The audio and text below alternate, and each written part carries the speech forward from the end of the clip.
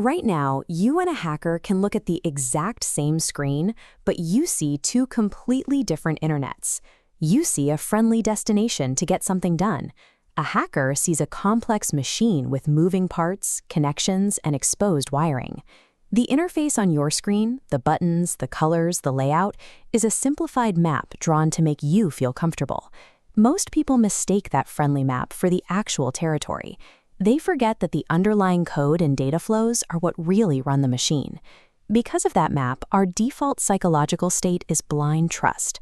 If a website loads quickly and works smoothly, we assume it is safe and operating exactly as intended. This diagram shows how a hacker views the exact same interaction.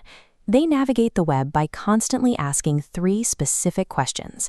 Where does my data actually go? Who exactly am I trusting when I do this? And how can this system break?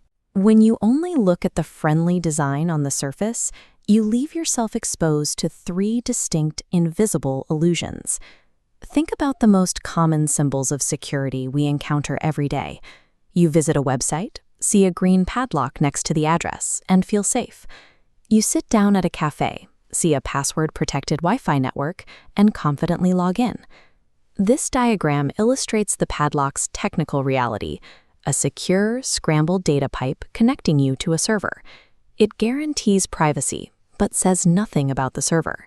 Scammers can easily obtain valid certificates.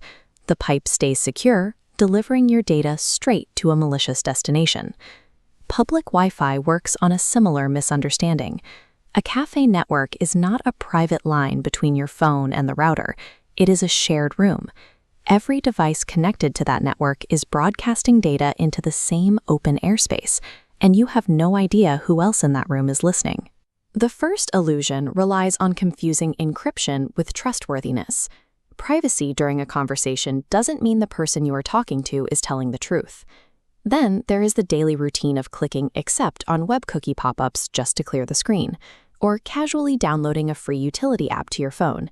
If software costs $0, no money is exchanging hands. The business model requires harvesting your personal data and attention to sell to someone else.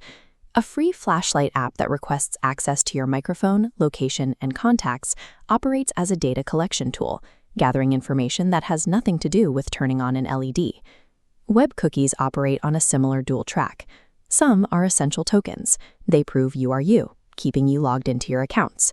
Others function as silent tracking IDs, designed to follow your behavior as you move across completely unrelated websites. The second illusion masks a massive economic exchange. Free is a price tag written in a currency you weren't actively monitoring. We tend to view the internet as a collection of static, read-only labels. A hacker sees everything on a screen as an active input.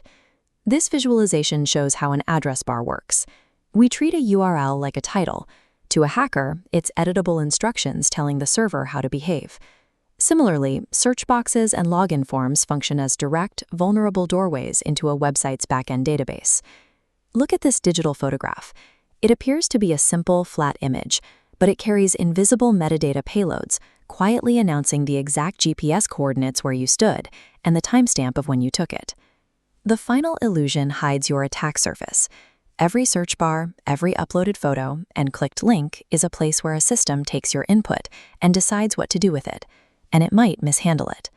When you shatter these three illusions, you begin practicing systems thinking. You stop looking at the single button you're pressing, and you start seeing the entire web of interactions required to make that button work. In its original sense, a hacker is a curious problem solver, someone who refuses to accept a system at face value and instinctively takes the back off the machine to see how it operates. Applying this mindset means you start to treat every click as a choice. By constantly questioning where your data travels and who you are trusting, you begin to close the doors you didn't know were open, which is how you actually shrink your digital footprint. Now that you know what the territory actually looks like, you can't unsee the machine beneath the screen. What is one everyday digital feature you will never look at the same way again? Let me know in the comments.